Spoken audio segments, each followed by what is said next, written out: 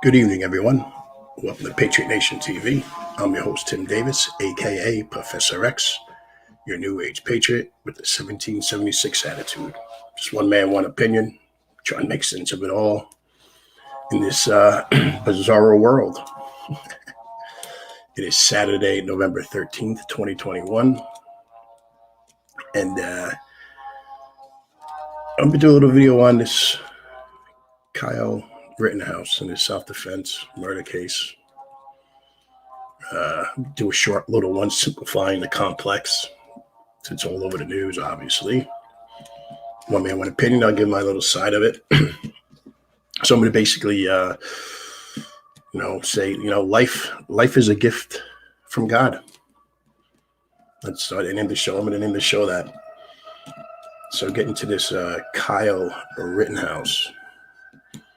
He was a boy that stood up when grown men did nothing. As cities burned, were looted, grown men did nothing. And a boy stood up. That's my take on it. The Biden administration, along with the media, the help of the media, has been trying to push a narrative of racism, white supremacy, involving this case. The judge, so on and so on, regardless what the evidence is showing and producing. So that's my little opening on that. So let me start off by saying thank you for tuning in. And if you are new to the channel, please hit like, subscribe, hit the little bell, notification bell, so you can get updated notifications on future shows. So I think it's going to be a good show. I think it's going to be a little good show, a little good rant. And so I'm going to start off by quoting Frederick Bastiat, the author of The Law. In the book, The Law, it opens up with the law perverted and the police powers of the state perverted along with it.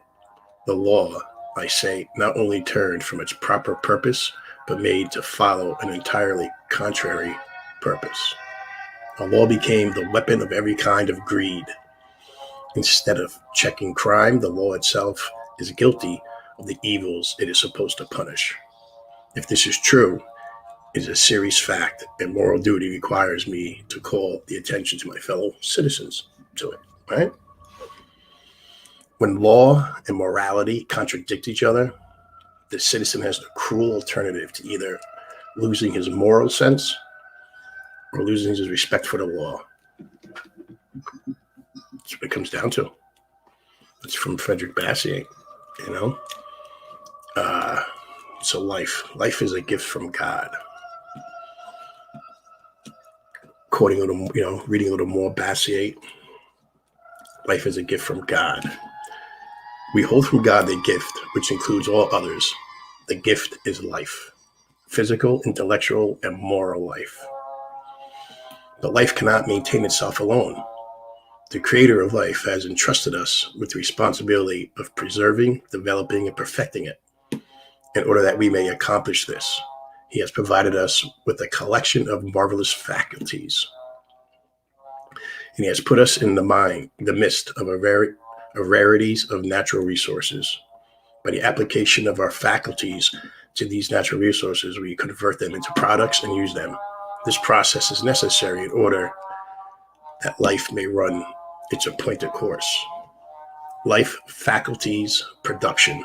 In other words, individually, liberty and property. This is man.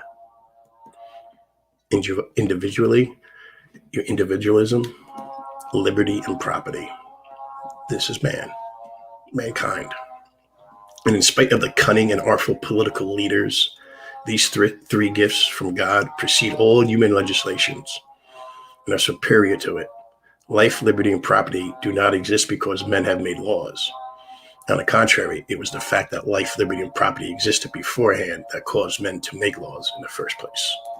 Frederick Bassett, The Law. Yeah, good little book. Look it up if you haven't read it. So this brings me to the Kyle Rittenhouse. Make it short, I guess. He's been on for days. Everybody's got their own little opinion, so I'll give my own little opinion. Let me start off by saying this. Not all heroes wear capes. Not all heroes wear capes. It's my take. Figure out what I mean by that.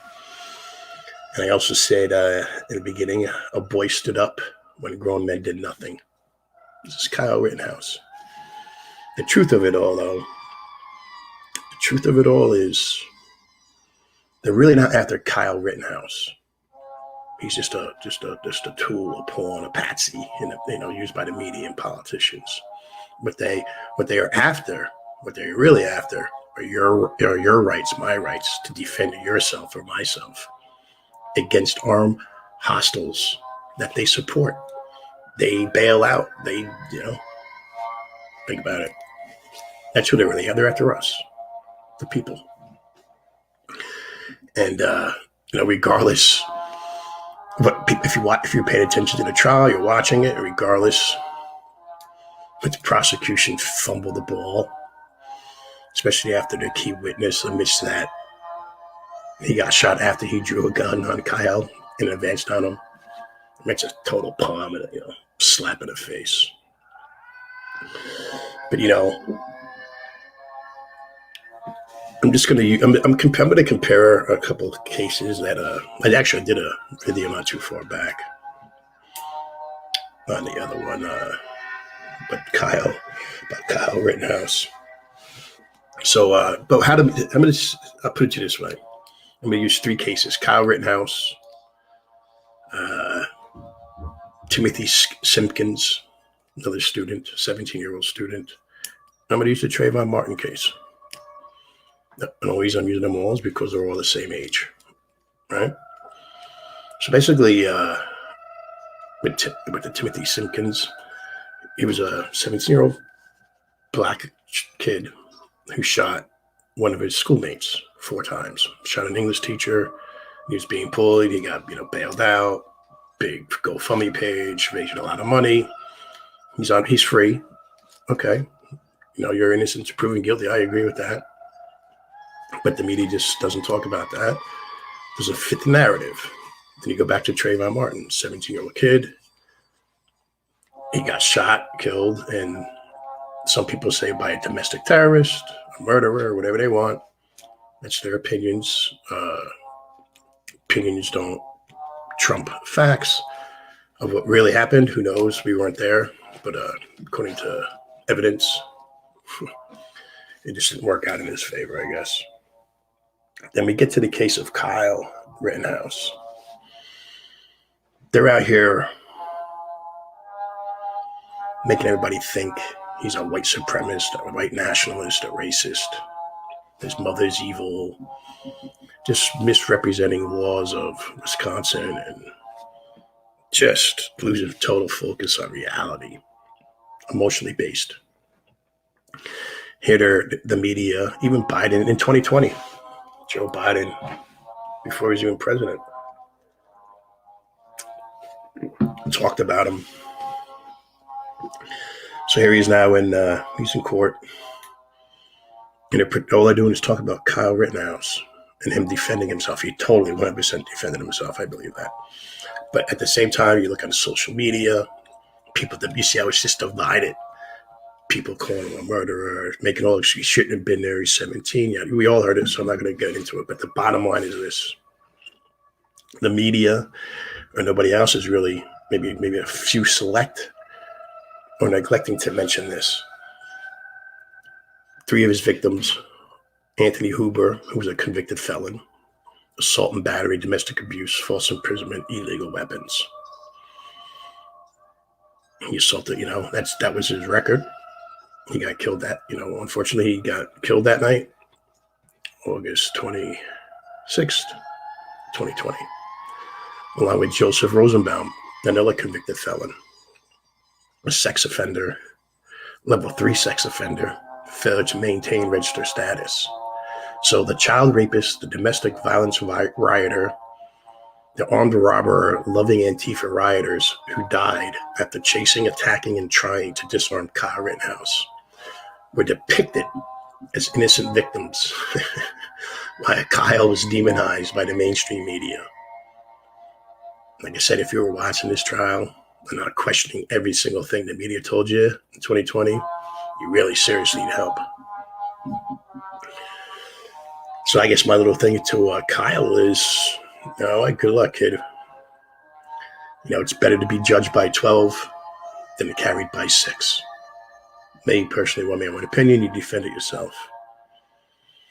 You know what?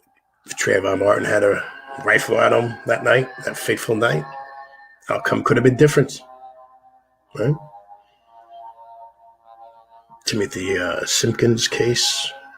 He said he got bullied, so he goes to schools and shoot people.